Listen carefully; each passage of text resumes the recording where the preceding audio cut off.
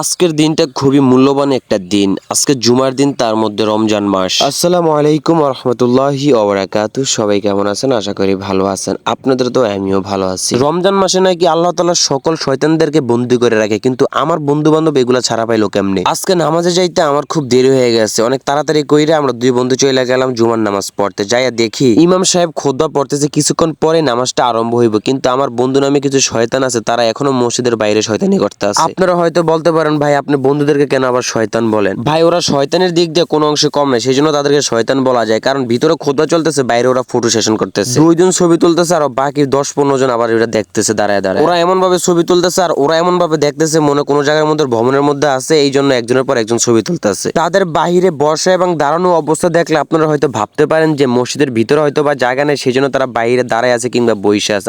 আসল কথা হচ্ছে যে মসজিদের ভিতরে পুরো খালি আছে, কিন্তু বাইরে তাদের জন্য এক বিন্দু খালি নাই। ভাই ওদের শয়তানি কিন্তু এখানে শেষ না। ওরা কিন্তু খুতবা শেষ হলে সাথে সাথে উইঠা জামাতে শরীক হইব না। ওরা কি করবো যে বৈশা থাকবো, যখন হুজুর রুকুর মধ্যে চলে যাবে তখন তাড়াতাড়ি যায় জামাতে শরীক হইব। আমার মনে হয় এটা শুধু আমার বন্ধুদের এই অবস্থা না, আপনাদের বন্ধু বান্ধবেরও সেম অবস্থা। তো কার কার বন্ধুরা সবসময় এইসব কাছে নিয়োজিত থাকে অবশ্যই কমেন্টে জানাবেন। সবাই ভালো থাকবেন, আমার জন্য দোয়া করবেন এবং আমার বন্ধু বান্ধবদের জন্য দোয়া করবেন যেন তারাও ভালো হইতে পারে। আল্লাহ হাফেজ।